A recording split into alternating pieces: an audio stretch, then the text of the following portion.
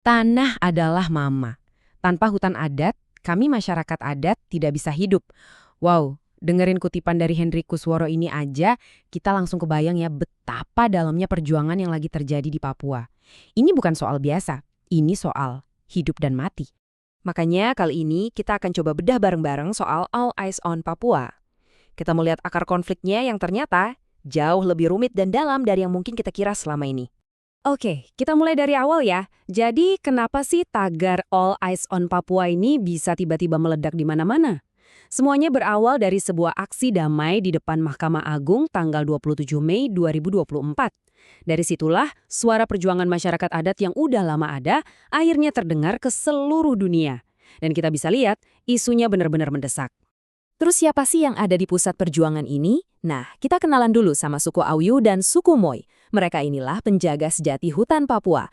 Buat mereka, hutan itu ya segalanya. Bukan cuma kumpulan pohon loh, tapi ibaratnya itu supermarket mereka, apotek mereka, bahkan sekolah dan tempat ibadah mereka. Semua, benar-benar semua kebutuhan hidup mereka ada di sana. Makanya kalau kita lihat spanduk-spanduk protes mereka, ada satu kalimat yang selalu muncul, Papua bukan tanah kosong. Ini pesan utamanya nih. Ini mau ngasih tahu kita semua, kalau lahan yang katanya mau dibangun itu bukanlah lahan kosong. Itu adalah rumah. Rumah yang penuh kehidupan, penuh budaya, dan punya sejarah yang panjang banget. Nah, dari sini kita mulai masuk ke inti konfliknya. Jadi, ada dua hal yang seolah-olah berhadapan. Di satu sisi, ada yang namanya pembangunan. Di sisi lain, ada tanah leluhur yang jadi sumber kehidupan. Jadi, sebenarnya apa sih yang dipertaruhkan di sini? Coba deh lihat angka ini, 76.094 hektar. Biar gampang bayanginnya, itu luasnya lebih gede dari seluruh wilayah Jakarta loh. Dan semua area itu terancam diubah jadi kebun kelapa sawit. Skalanya luar biasa besar. Disinilah kita lihat ada benturan yang fundamental banget. Di satu kubu, masyarakat adat berjuang mati-matian buat melindungi sumber kehidupan mereka. Di kubu lain, pemerintah bilang tujuannya baik, yaitu pemerataan ekonomi buat Papua. Kalau didengar sekilas, dua-duanya kayaknya punya niat baik ya. Tapi masalahnya, di lapangan, dua tujuan ini justru saling tabrakan. Nah, buat ngerti kenapa kok bisa tabrakan gitu, kita perlu gali lebih dalam lagi.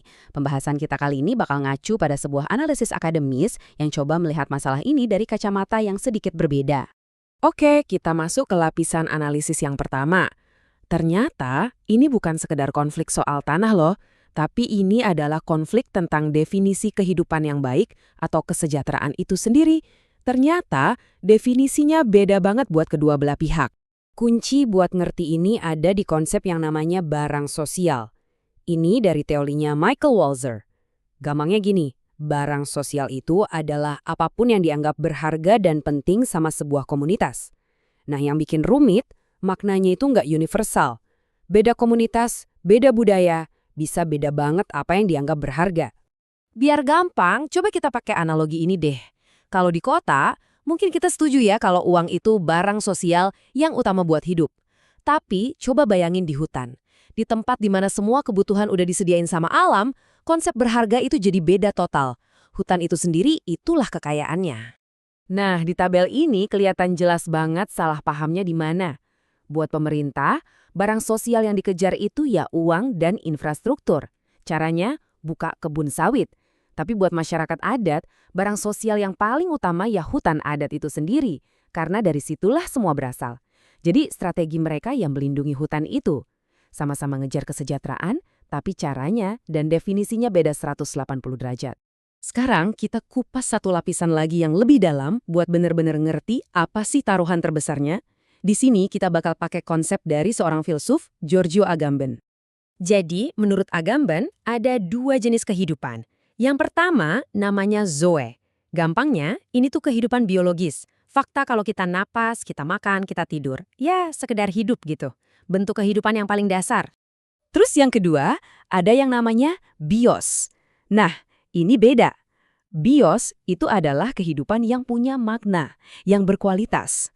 Kehidupan yang ada budayanya, ada tradisinya, ada komunitasnya, ada identitasnya. Jadi ini bukan cuma soal